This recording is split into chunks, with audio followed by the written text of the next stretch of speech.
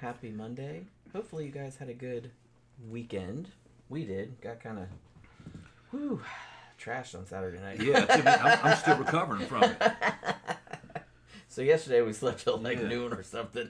Then we were just all day, we were like, Yeah. Kind of. We had a good time though. Yeah. So it's all right. I remember driving back. Well, that's good. Yeah, I remember driving back. I remember you. I don't remember how I got in bed though. I just kind of. Yeah, once I get home, I'm usually kind of on automatic pilot. Yeah. Like I just put my phone back on the charger, wash my makeup off, put all my clothes away, and all that kind of shit. Well, you know what I mean. Yeah, I saw my little bodybuilding friend. Yeah. She was looking good, yeah. All little 5'1" of her. I don't think she said she'd never been to that venue before. She loved it. She said used to come to mannequins all the time. Yeah, she likes it better than mannequins. It is better than mannequins. She just said there's less trouble. Yeah, definitely less trouble. Yeah. But that's why I like it. Yeah, I thought she had an IFBB card. She doesn't, but she's been competing. Yeah. Yeah. So this movie here, as I told you guys on Friday night, this is the one we were probably going to do because I've actually been wanting to see this one. And our friend of the show, Brian Hackett, sent us this movie. And this is a Denis Villeneuve movie from 2009. I think he said it was his first one, huh? I think he had done one previous to this, but I'd have to go back and check. Okay. About a university school shooting. Yeah, this is actually based on a real thing that happened in 1989.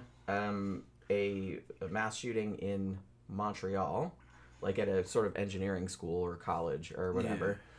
Yeah. And it's kind of interesting because the way he did this film. Now, Brian sent us the French version. And I discovered that on Tubi, for free, is this movie, but it's in English. And it's not dubbed.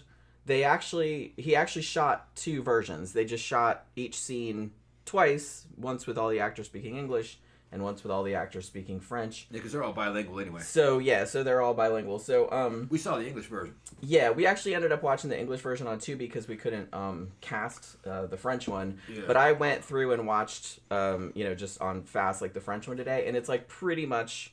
I mean, all the scenes look pretty similar. It's just that everyone was speaking French, and the dialogue looked pretty much the same. So it's in black and white. It's definitely, I mean, if you're familiar with Denis Villeneuve's work, it's definitely an art film. And I was kind of curious because I sort of remember hearing about the Montreal massacre like back in '89, like a long time ago, but I didn't really know much about it. This movie is actually pretty accurate, like, to what happened.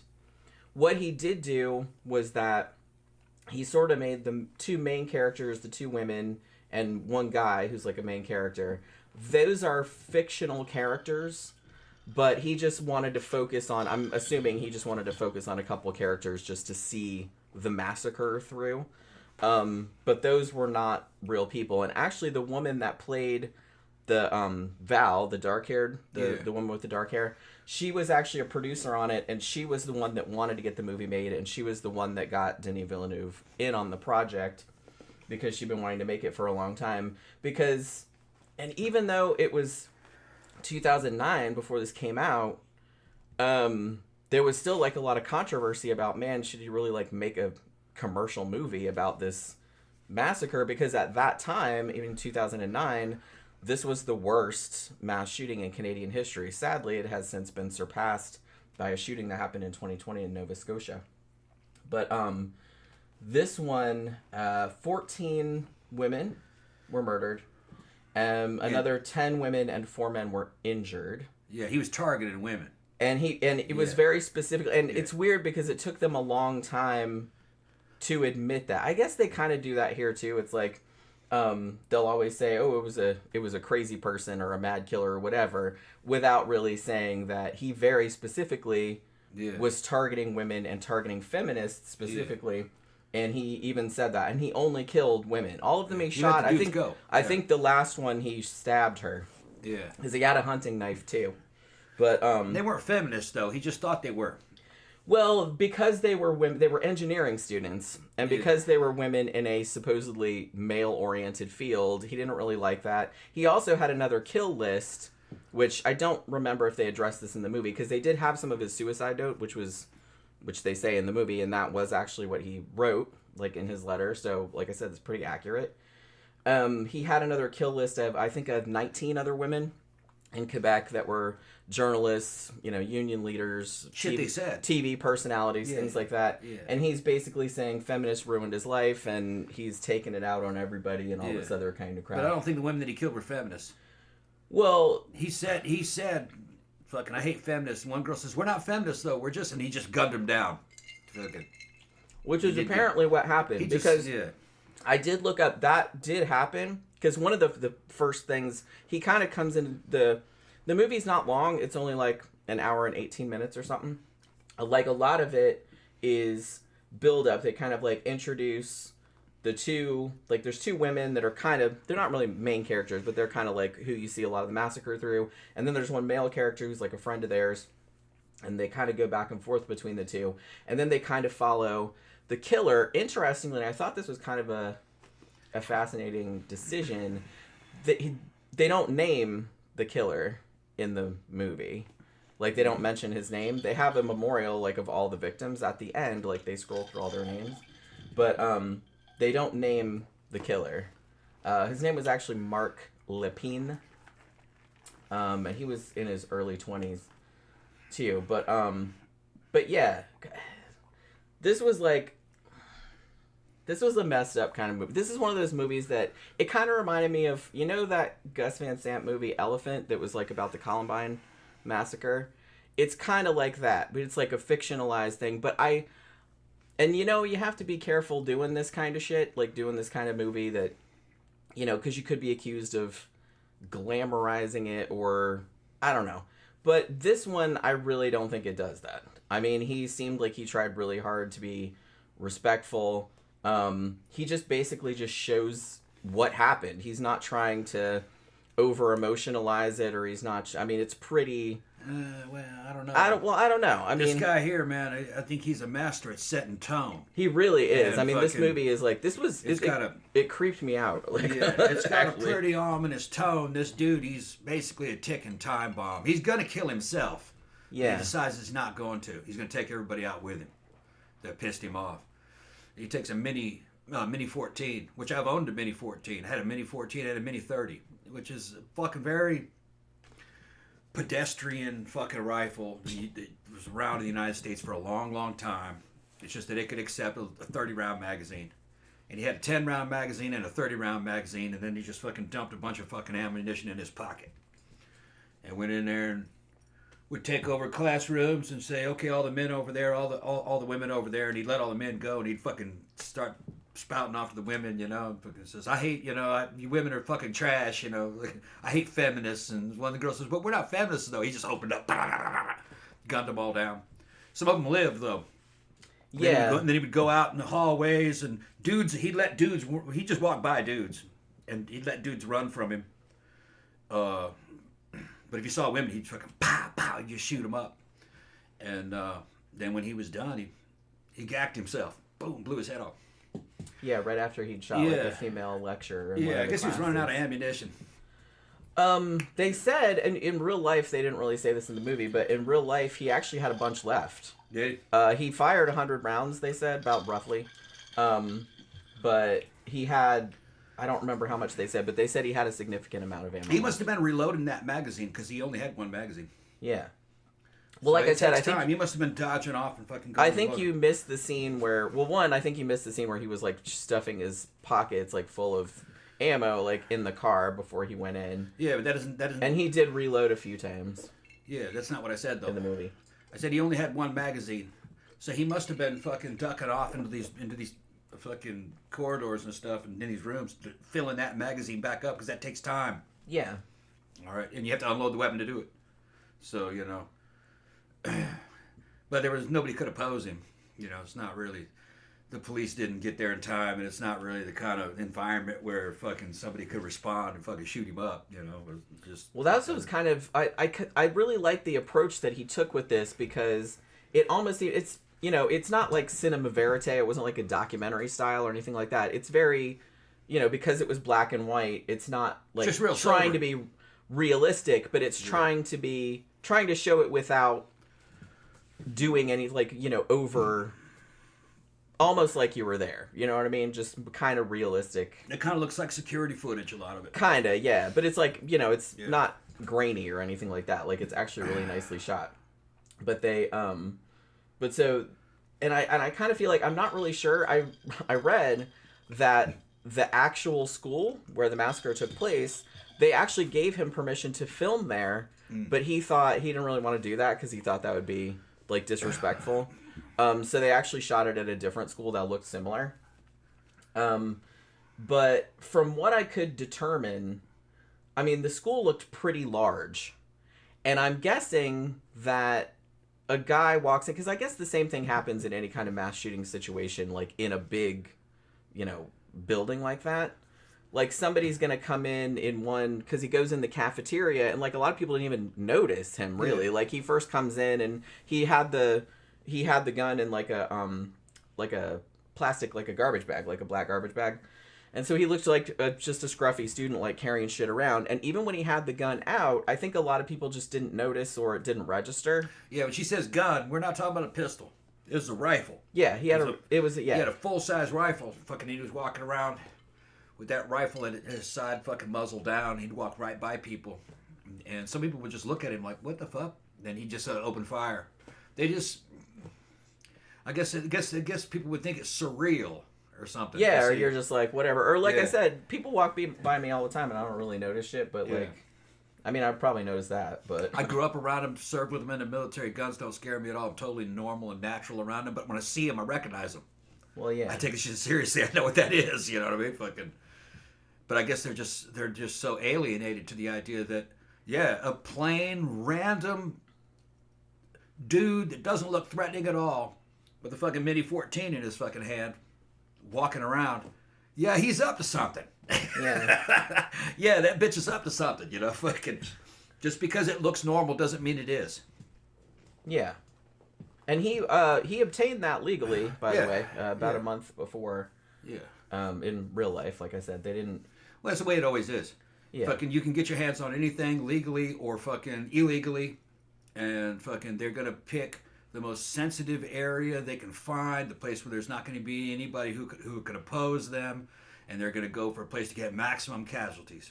And that's the way it is, and it's the way it's always been for hundreds of years, going back to damn black powder and Indian raids on settlements and shit. It's the same shit, same fucking shit. It's just the way humans are. They're nasty. That's why watch your back. Humans are bad. And if you take all the guns away from everybody, what you're going to have is you're going to have a police state that want to kill you and put you in a damn fucking concentration camps or gas chambers. I don't trust anybody. I watch my own back, my own family. That's all I care about. Because I can't care for everybody else. I don't have the power. Just the way it is. Keep your head on a swivel. No one can protect you. Like I said, it seemed like the school, and I'm imagining the school that they shot it at was like pretty similar to the one where it really happened. And it's just like these long corridors with lockers and like all these little classrooms and stuff like that, you know, like a college or like a school or whatever. So it's just kind of like this guy, most people wouldn't notice him. There's a bunch of people in the cafeteria. There was like hundreds of people in the cafeteria just sitting around listening to music and farting around. Like, people didn't really see him or didn't really notice him. And when he went into the one classroom, which I think was the first thing that he did, that was when he kind of started. Although, did he go in the cafeteria first and kind of shoot into the air and then go in? Or maybe he went into that classroom first. He went into the classroom and shot the ceiling. Pow! Yeah, because they didn't take him seriously. Because he came in he just walked with in. the gun, and like, well, the guy in the front was talking and just stood there, and everybody's like, have you been helped? Like, what the fuck? You know what I mean? They didn't like, take him seriously. Like, what's your... They thought he was another student. Like, oh, hey, go sit in the back or whatever. But then he went up to the front, and they realized, like, then he shot into the ceiling, and he basically said, you know, women over this side of the room, men over that side of the room. Yeah. And they're all kind of reluctant to, like, what the fuck? Like, is this dude serious or what? And just kind of like, in this movie, and this was actually, according to what I could determine, was pretty similar to what happened in real life. Like, some of the dudes didn't want to leave, obviously, because they knew something bad was going to happen. But eventually he did herd them all out of there. And one thing that was different, like, in the movie, I don't know if they say, because they don't show what happened to the women at first. Like, you're led to assume.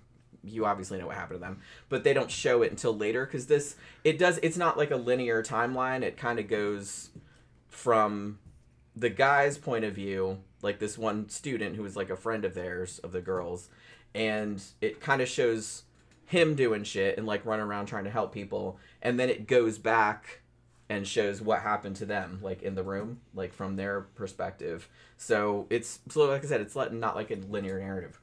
Is this streaming? And yeah, okay, should be. We had one comment so far. I know, that's what I thought was weird. weird. I checked that too, because I was just kind of like, nobody's talking. Yeah. But maybe because a lot of people haven't heard of this movie, so it's like, yeah. I don't really know. But usually we have more people than that.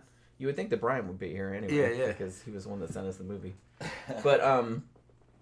But yeah, in real life, he went in and he basically said the same thing. I hate feminists. I'm going to kill him. And she's just like, what the fuck? Like, we're not. And he just gunned him down. Now, I think there was 9 women in there. 6 of them were killed. 3 of them lived. They played dead. Yeah. That's how they got away with it. In the movie, I think all of them were killed. Not outright. Like, one of the main characters, like, died, but then, like, the other main one, she lived. But in real life, 3 of them that were in that room actually survived.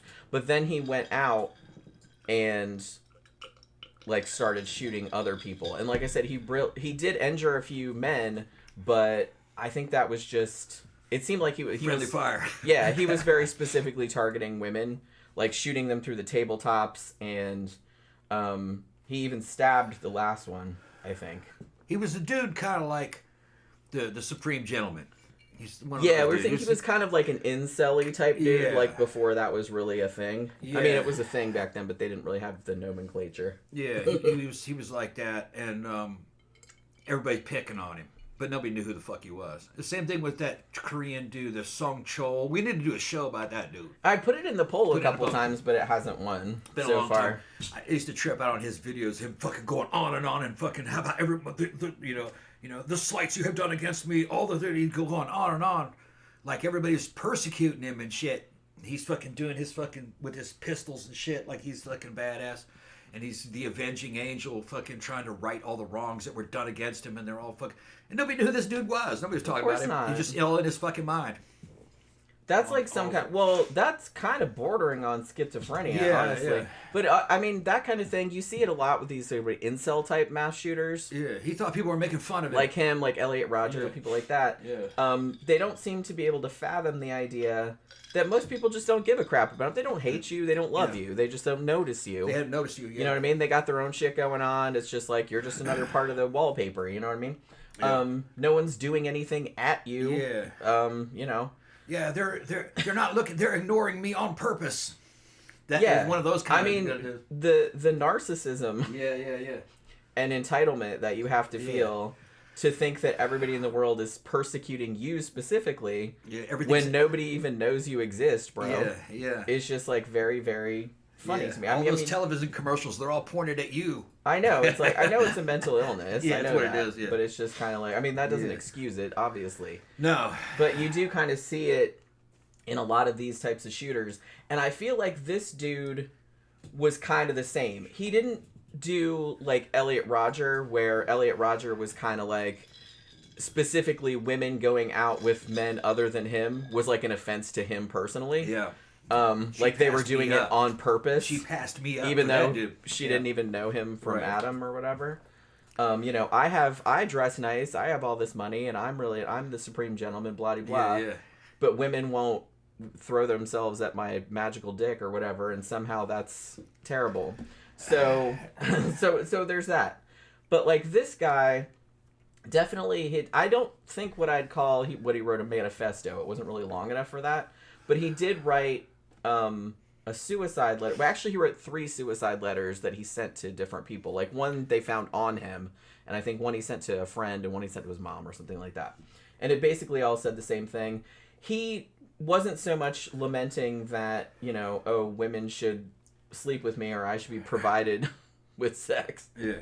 Which some incels do say that women should kind of be forced to have sex with them. Like they should be provided one by the government or something. Yeah.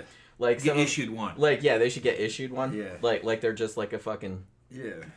Like a piece of meat or something. That's coming anyway with the damn robots. The it's like fembots are coming. Get a fembot, baby. Yeah, leave everybody alone. Yeah. You know what I mean? That's an object. I'm sure they'll beat most women the way they look. Just if that's what y'all you're into, then go ahead. Then yeah, I mean maybe that'll make them shut up for a while. Yeah. Like maybe they'll just go and have sex with the fembot and leave everybody else alone. It's a win-win. The fembots, because I know dudes that are working on the fembots for real. Okay, I know the dudes that are designing the fembots, the way they look, and the fembots actually look like damn anime and AI characters. No women could look that good. They look like drawings of women. If to get a woman to look like that, you'd have to be a shit ton of fucking cosmetic surgery. Everything's super extreme, outside human norms. You know, yeah. But that'd probably solve a lot of problems. I mean, I'm hoping it would. Yeah. I'm Team Fembot, to be honest. It's like if they at least get them to shut up, that would be a win, a net win for humanity. Porn neutralizes a lot of them. It does. Some of them it fucking sets them off though. Yeah, you never depends really on how know stupid how they it's are. gonna go. Yeah, if they're real stupid or if they're from fucking alien cultures that think women are garbage, then they're dangerous. But fucking. If you think fucking porn's getting them now, fucking wait till the fembots are out. And they're only a few years away, maybe 10 years. They'll be affordable. They'll fucking buy them just like cars. Yeah, you gotta save up. Financing them and shit and everything. It'll be fucking $30,000, $40,000. It'll be like out of that damn companion movie. Yeah. But it'll look like some kind of anime chick. But this guy here, he didn't strike me as that, but he was kind of more... He thought that women... and why he targeted, I'm guessing why he targeted specifically engineering students, women engineering students. And at the school at this time, this was 1989, only 20% of the students at this engineering school were women.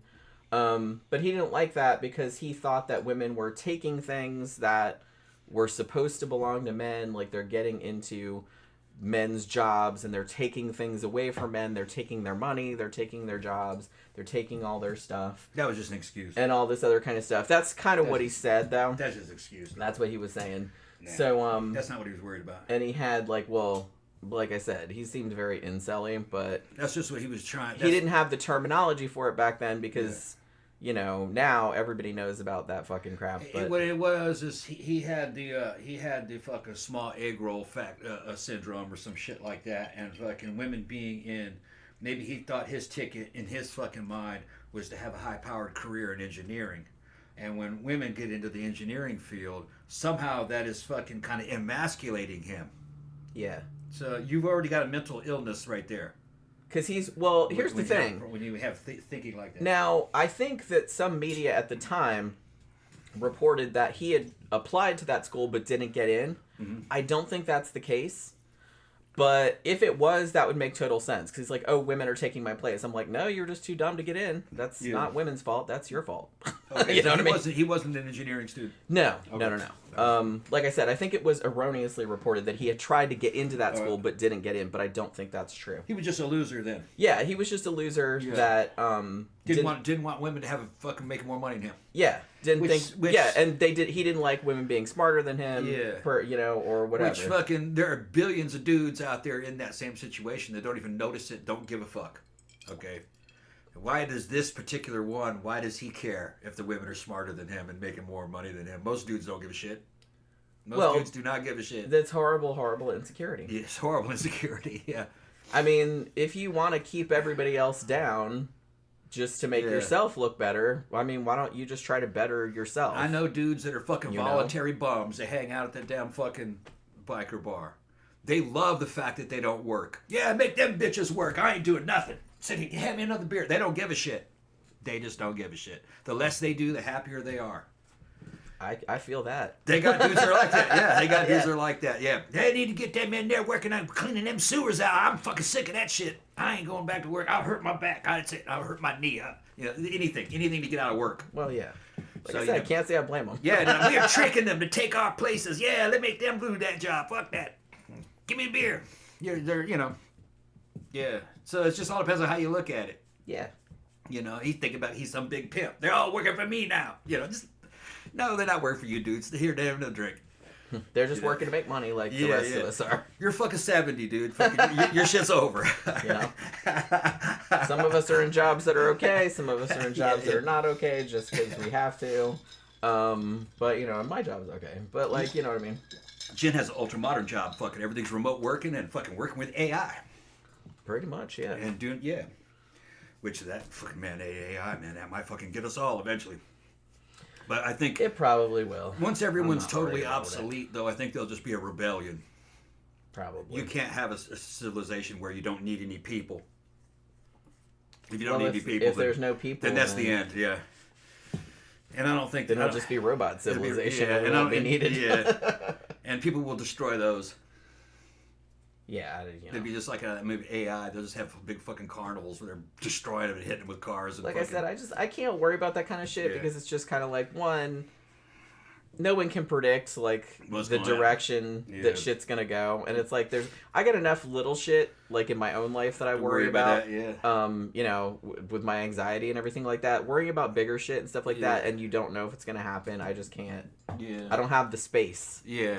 On my worry card, it's already full up. Sorry. Yeah. So, you know what I mean? And like I said, the shit that you worry about might not even happen. Yep. It might be worse than you think, but it might be better than you think too.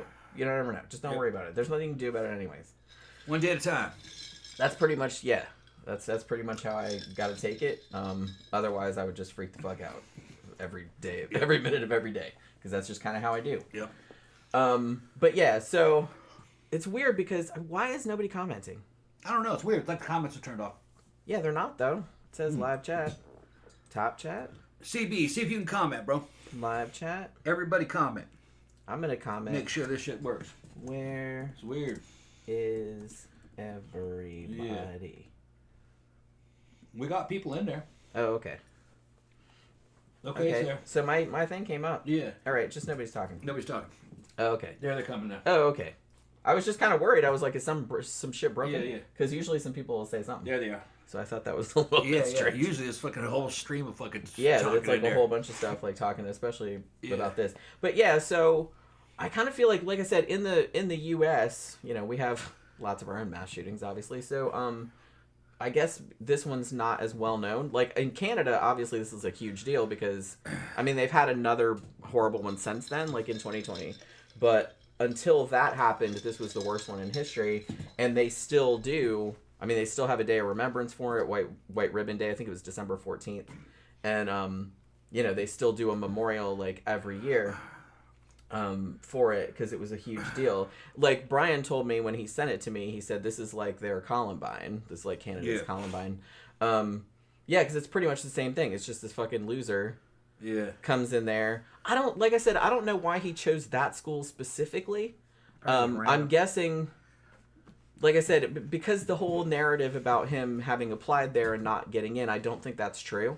I think he just chose it because it was an engineering school, and engineering is usually like a male-oriented profession. Not so much anymore, but particularly in '89 it still was. And he resented the fact, because he had another kill list too, and he just never got around to killing the other ones, he said. Like, if he'd had more time. Yeah, what's funny is like foreigners see these kind of movies and they think that fucking, especially if they're from Southeast Asia like China and Japan, they think that fucking all Americans have been involved in fucking mass shootings and shit. Me and Jen are in fucking the state that's dripping probably with the most guns. If you can legally own a pistol, you can carry it concealed without a permit. Okay, guns are fucking everywhere. We've seen shootings, but we've never seen a mass shooting. We were downtown and down the street when the Pulse shooting happened. Yeah, the Pulse shooting. That's right, but we didn't see it. We didn't see it. Right. But we were only a couple blocks away. Yeah, and that was fucking guy from Afghanistan fucking shot up the gay bar. And he was a Pashtun. Yeah, we did a show about it. Yeah, he was a Pashtun, so he might have had a background in that. Because those guys are getting it on over there in Afghanistan. And I guess he got guilty and tried to cleanse himself of his sins and shit. There's no telling, but it was something like that. These dudes are not okay. I don't understand why they can't deal with their own shit. Yeah, but we've seen most of the shootings that happen here just involve maybe like one person, two person, and they're usually between people that know one another, and it's drug affiliated. It's usually guys inside the drug trade,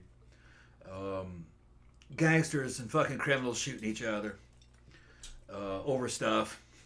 That doesn't even make the news. There's lots of that. Well, I mean, yeah, anything like that, like it's not really. It's weird to say, but it's not really newsworthy because it's like, whoa, a couple drug dealers shot each other. It's like, shot each other over some beef that they had. Nobody really cares about that, to be honest. And that's like 90% of it. But if you took all the guns away, what would happen is you'd have a world here where it would be dudes like me who are fucking bigger than other people, just beating the shit out of people, fucking over women and shit, doing whatever you wanted. Kind of the guns kind of keep a fucking balance, because I'm not as apt to fuck somebody up around here because they might have a gun on them. You know, I get into a lot of fights in these clubs. I know they have guns in there because in the troublesome clubs that we do go into, they fucking have metal detectors to see if they're carrying guns. But you never can tell. You beat somebody fucking up, he might deserve it. And then you leave, and he's waiting for you out there with a fucking pistol and fucking guns you down. So there's got to be checks and balances. So you got to... The South has a very high homicide rate, but the population density is kind of low, and it's usually between criminals, so it doesn't really affect a lot of people. And it's just part of life here. If it wasn't guns, it'd be knives and fists and bats. You know, if you want to kill somebody, you're gonna find a way. I can do it barehanded. I don't need guns. The average person, I can just break their neck. Fucking Gary Ridgway killed fucking 30 women barehanded, and I could kill 3 or 4 Gary Ridgways, no problem. He was a pussy. So you're not safer without them. You're actually safer with them. I encourage all fucking American women to carry guns. Yeah, because that's your only chance against somebody like me. Well, you wouldn't be attacking women. No, but there are lots of dudes like me. Well, I know. Physically, there are a lot of dudes like me. Yeah. Yeah. But, you know, so that's the thing. It's like this kind of shit, it's just was so random. And I guess like kind of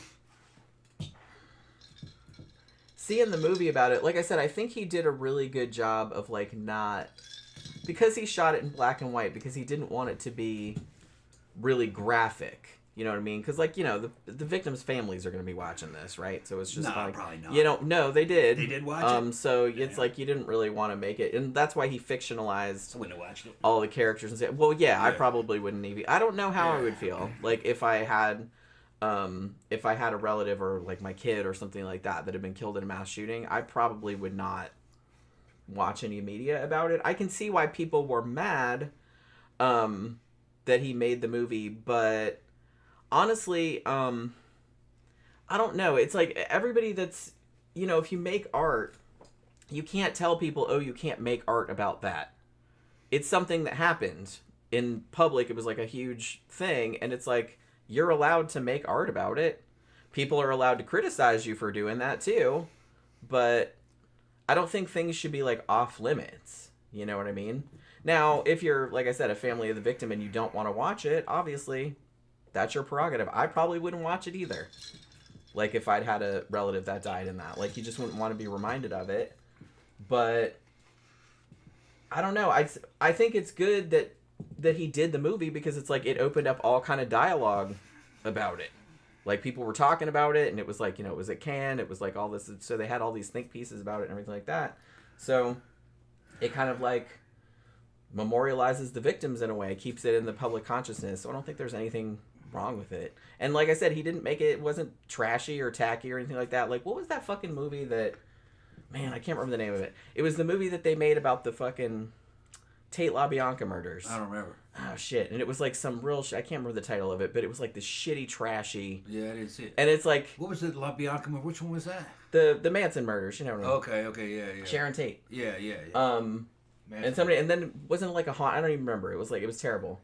But it's just kind of like, I'm not saying that shouldn't be allowed, but people should have like some fucking decorum about it, to be honest. Like, you can make it, but I'm not going to watch it. And like I said, I'm not going to be mad if like people are like, fuck you, buddy, like the person that made it, because that's like really tacky. But like I said, people have made movies about Columbine. They've made movies about like all kinds of like disasters and stuff like that, and I don't think it's necessarily exploitative if you do it the right way, you know.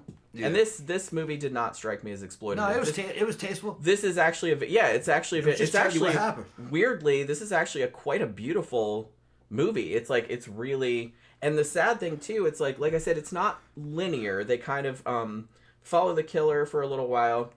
They follow the two women, one of whom gets killed later in the massacre, one of whom survives. And then they follow this guy who was like a friend of theirs and kind of tried to help everybody, and he actually got out. And then they kind of cut back and forth from the massacre as it's unfolding, which took about 20 minutes. In real life, he walked around the school 20 minutes and shot people before the cops showed up. And so there was that, but then it kind of it follows that guy after the massacre. And it shows him he goes and visits his mom like on the farm or something like that, and then he gets in his car and commits suicide, like with the carbon monoxide. And I'm not sure. I did look up because I was like, well, did that happen? Actually, 2 survivors did commit suicide after the massacre. I don't know if they did it that way or not. I don't know if they did it for the reasons that he did it. It's implied. He doesn't say obviously, but it's implied that the reason was that he thought that he didn't do enough.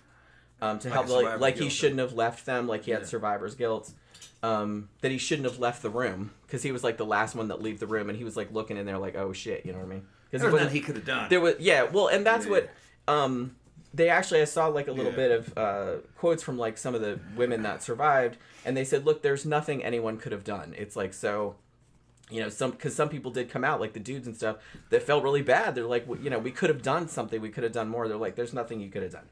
The dude was just walking around spraying bullets at everybody. It's like there's really nothing you could do. So what he was using a Mini 14, which fires 5.56 millimeter. The civilian caliber, the civilian version of it is 223. It's interchangeable. 223 Remington. It's a little 22 caliber projectile, but it's screaming out of that barrel. It's very high velocity case. It's a big, it's a mid-sized rifle case actually, and it comes out of there about 3,000 feet per second, fucking super fast. And it's what we used at the M16. M16A2 is what I was issued. And the barrel lengths, I think, a little bit different. I think the ARs that we had were 20-inch barrels. I think the Mini 14 was actually only 18 inches. But still, it's coming out of there about 3,000 feet per second. And up close, you know, inside a room, that thing is going so fast that when it hits anything solid, it just basically explodes. It does a lot of damage up close. And it's not a full-size rifle caliber, but it is much more powerful than a pistol round. It's kind of in between. It's called an intermediate round, in between a pistol and a rifle. So it's kind of like a very improved submachine gun type round. You can use it a little bit for both. And up close, man. And it's very fucking loud indoors. It's just boom, boom, real high fucking pitch. So it would ring your bell in there. So I imagine their fucking sensory overload being shot at with that, you know. Oh yeah, big time. Which fucking they did kind of address that a little bit. Like when he first started shooting, it almost kind of went silent. Yeah, like there was no sound or no soundtrack for a little while. Because the soundtrack's pretty unobtrusive. It's just this kind of ominous like background music kind of the whole time. But after the shooting starts, like it kind of goes silent. So there's like long periods of like silence where the dude's like running around like trying to get back to the room where the girls were to see if he could help them and all this other kind of stuff. And like I said, that's kind of the scene in the classroom where he just gunned down those women is pretty similar to what happened in real life. And had that guy stayed, like, you know, he stopped and he was just kind of like, you know, hey, I'm not going. I mean, he would have just got shot too. Yeah. Like there's really nothing he could have done. I mean, unless he just went around like that and kind of tackled the dude, but that might have turned out worse, you know, you don't know. Yeah, and it's bad, man. That shit fucking, especially that 55 grain bullet, the lighter one. Because he wasn't using military stuff with the steel core. He was using hunting ammo, most likely, which was lighter and more devastating, actually. And if that does say, like, if that were to, like, say, hit an arm bone, it would just explode like a bomb, and all the fucking bone fragments would come out of there, and that arm would just be hanging by fucking shreds of meat. You know, it's fucking pretty damn vicious. You know. Now the other, for its size, you know, I mean, fucking everything's on a spectrum. You know, they get a lot bigger than that. But you know, a pistol hollow point can do too. It's just there's just something about if you see any photographs or you see up close what fucking 5.56 does. Especially the lighter bullets. I've seen it in animals and stuff because we've hunted with it. It's just pretty fucking nasty. Yeah. You can't use it on something real small. It just fucks up too much meat. Yeah. And you don't like to use it on deer too much. It's not quite big enough. But I have shot deer with it. Just never really quite comfortable with it. I like something like 308 a little bit better. But it's just makes a ragged wound. Yeah, which like I said, this movie is not graphic, and the fact that it's in black and white because he was trying to like not make it a fucking bloodbath, even though it was. So it's kind of tempered a little bit because you don't see like all the gore. I mean, but he does show blood, but obviously it's black. Yeah, I can imagine it looked a lot worse than that. Yeah. Yeah. I mean, just imagining it, I don't know. It's just that this kind of stuff, because it's so realistic, but it's done like an artistic way, it's almost like more disturbing than seeing fucking... Because I've seen like actual real, like, you know, CCTV footage and stuff like that of like murders and stuff, and it almost doesn't look that bad. And that's a weird thing to say, but it's like the realistic shit is almost kind of like not as upsetting. Like when you see it fictionalized, because then you can see it, they're filming it close up and everything like that. You know, it's in a way it kind of impacts you in a way that maybe the real shit doesn't. Yeah. At least on film, you know what I'm saying? Yeah, when you see the security footage of the damn Columbine shooting going on, you see them out shooting into crowds of people. You're not quite sure what's going on. Yeah. Well, and that's probably There's no sound. Yeah, that's probably what it's like. It's just kind of like chaos. Yeah. And that's kind of, and I think he captured that really well in this movie, where, like I said, the dude's just walking in, but he's in the cafeteria. Oh, this had great music, by the way. Yeah. There's a Sister Mercy song in there. Marianne. There was that's right. I forgot about Susie and the Banshees. Yeah. Love and Avoid Love and was Avoid, in there. yeah. Wasn't there a Bauhaus song in there too? I don't know. Maybe. There was like some good songs. So Denny, he's a goth. Yeah. I guess. Well, it was just playing like in the cafeteria. Yeah, I know, like, but he made sure those were there. That all that was in there. Yeah. So I thought that was kind of cool. Yeah. Oh, and there was that cover of Tainted Love. And yes, I'm aware that the soft cell version is also a cover. This was a cover of that cover. The cover of the cover. It was a cover of the cover. But, he's a great director, man. I really like what he did. Yeah, I mean, every shot is beautiful. Blade Runner. It's like, particularly the one, I know this is a fucked up thing to say maybe, but the shot at the end where the killer shoots himself in the head, and then he's laying on the floor with his eyes wide open, and he's got a bullet hole in his forehead. And then, like, the last woman that he shot, who was, like, a lecturer at the front of the class, and she's laying there like that, and, like, their blood kind of pools, like, together like that. That was, like, a gorgeous shot, like, in the most fucking messed up way possible. But I think Denis is, like, the best thing going right now as far as directors. You know, what he did with Dune and Blade Runner. And he's got... I gotta see more of his old shit. And he's got fucking James Bond. He's got that franchise now, so and he says he's a huge fan of it. So I'm fucking really looking forward to see his version of Bond. It's going to be good. Well, he is a filmmaker. Yeah. He is an auteur. Yeah. You know what I mean? And like I said, you can really see that in this. This is definitely an art film. You know, there's long stretches where there's no dialogue. You know, and there's like lingering shots of like the dude's eyes and all this other kind of stuff. But it's just like, it just builds up this mood of like dread, because you know what's going to happen, because you know it's based on a mass shooting. And he even kind of gives a little flash forward at the beginning where he shoots this girl like standing at the copy machine, and you know, because like I said, it's not a linear, they kind of go back and forth. So I don't know, I really liked this, but I don't know, it'd be hard to watch again though. This kind of stuff, it's not very long. It's not. It's like I said, and if you want to watch, like I said, Brian sent us the French language version, but if you have Tubi, if you can access Tubi, you can watch the English language version for free, and it's not dubbed. He made two versions. He made an English language version. They're all speaking English with their little slight French accents, and then there's also a French language version. They're very similar. Like the shots are pretty much exactly the same.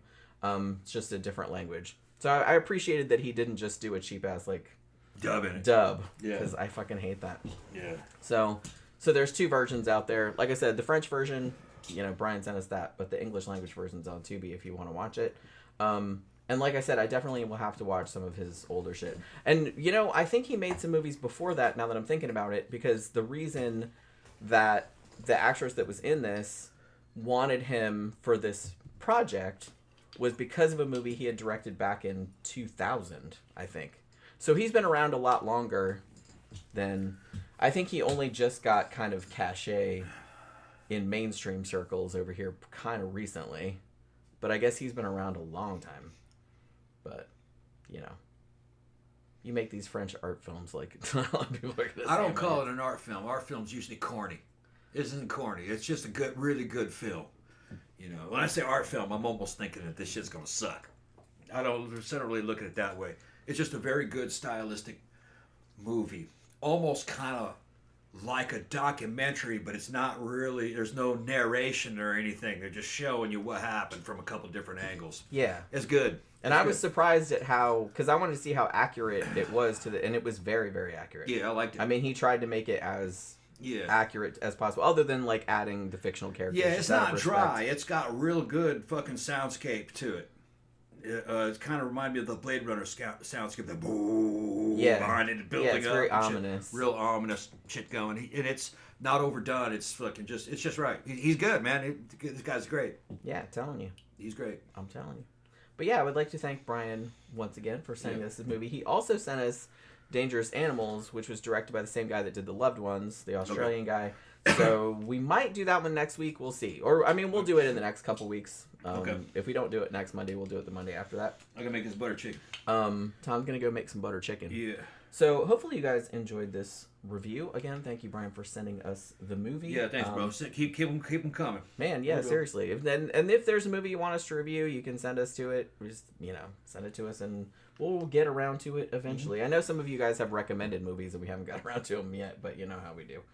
We will eventually get to them all one of these days, even if we have to have this show going for another 50 fucking years, which is how it's about looking at this point. But all right, so you guys have a good rest of your evening. Have a good day tomorrow. Be sure to join us again on Wednesday night. We're doing another true crime show. We're talking about Stephen Port, the grinder killer. Oh, yeah. Fucking serial killer. British serial killer. Yeah. That fucking freak. So, yeah. We're going to be talking about that on Wednesday. So, hopefully you can join us for that. And we will see you guys again on Wednesday night. Good